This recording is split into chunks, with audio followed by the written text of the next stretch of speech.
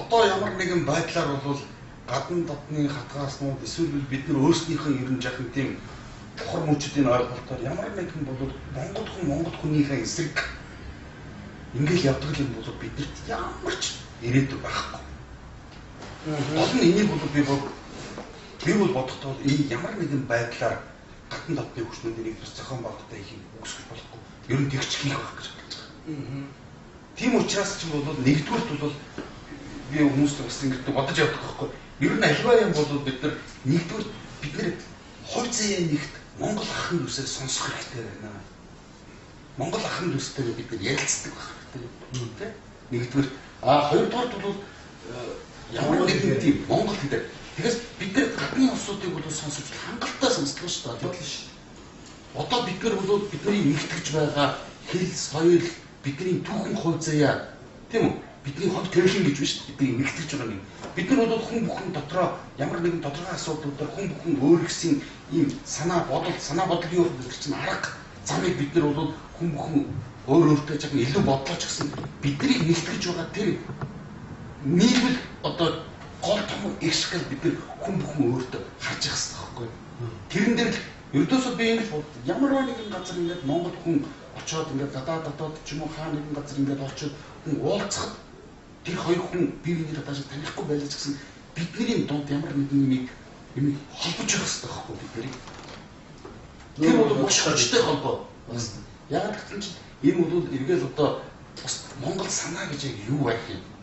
Монгол санаа гэж энэ бүх одоо чинь Монголын язгуурын одоо энэ гүн ухааныг одоо ингээд мэдээж бол энийг гүн гүнзгий судлах хэрэгтэй. Гэхдээ бол бас тодорхой бүх хүмүүс жигд ойлгуулгүй үднэс тодорхой тийм тодорхойлолтын одоо чинь нэг тодорхой тийм санаа болгож тэр бүгдийг хүмүүс хүлээн зөвшөөрч чинь Монгол улаан зулаатай Монгол хүн юм бол нэг чи хүлээн зөвшөөрч энийг өдөөсөө үндэсний санаа болох хэрэгтэй.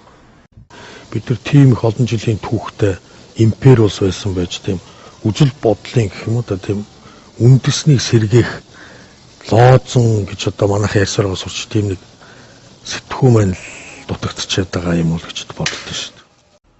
Ер нь бол зүгээр одоо монголчуудын хувьд бол өөр өөртөө олж аваад бүх төвшөндөө оюун санааны хувьд, нийгмийн байгууламжийн хувьд, бие хүмүүсийн хувьд нэг тийм их хэвлэрлийг зарлаад шинэ гараас гармаар цаг болчиход байгаа байхгүй юу? Харин би хэлээд байгаа. Зөөлөн хүчирхийл гэдэг нь шахаад тэр юмыг хийх нөхцөлд нь орвол тэрнээс цаашаага таны хэлдгээр цусан шөнө төвшин хэрэггүйгээр аваачаад системээ задлаад эндээс ёсыг барих хэрэгтэй байхгүй юу? Хуулийг биш. Ёсыг хизээ монголчууд ёсоо барьж энэ их хэвлэлийг хийж чадсан цагт сая бид нар мөнгө төгрөгийн хүчинд ор хүчрхэг болж гарч ирнэ. Тиймээс ч Америкуудын авчир шургуулчихсан хуулийн дагуу өнгөрснөө муу мухагаа дурсаад махан биеүүдийн тооцоо бодоод байвал бендетто тасрахгүй. Монголчууд бидний амьдрал, ёс заншил, түүх энэ бүгд маань бол Бурхны шашнаас ангид биш юм аа. Тэндийн дамжин сурангаа хүртэл Монголын уран зохиолыг буддийн шашнаас ангид гэж үзэх юм бол усан дотроос хуурай чулуу олохтой ажиллагаа гэж хүртэл тэмдэглэн үлдээсэн ч юм уу байдаг тийм. Тэгэхээр бидний бүх түүх, ёс заншил, бидний амьдрал, бидний тусгаар дох нь бол монголчууд гэсэн дархлаа. Энэ болгон бол ерөөсөө ёс заншил бүгд маань бол Бурхны шашнтайгаа нэгт холбоотой. Тэгэхээр энэ бүгдээ бид нар зүгээр нэгэн ёс заншил биш, зүгээр нэгэн зан үйл биш. Зүгээр нэгэн одоо уламжлалт ийм байх ёстой гэсэн тийм таавраар биш. Үүнийгээ бид нар ашиглаж, амьдралдаа эрдэм мэдлэг болгон хувиргаж, амьдралын хэрэглээ болгож тус эрдмийг нь авч Бурхны шашнтайгаа одоо ингэж хөгжүүлэхэд энэ бол хамгийн их чухал үүрэг роль гүйцэтгэх чухал суурь одоо номлууд юм аа тийм. Тэгэхээр ийм номлолтойгоо бид болно гэдэг бол энэ бол Монгол түмний маань их баяр юм аа. Энэ чинь ганцхан өнөөдрийн Монгол биш. Өвөр Монгол, дээд монголчууд, Тува, Бурайд, Халимаг дэлхий дээр түгэн дагсан монголчууд бид нийл одоо ийм баярын өдөр гэж би ойлгож байна. Ийм сайхан чухал ажил гэж би бас та бүхэн бас бүгдээрээ тэгж бодож байгаа би бас итгэж байна тий.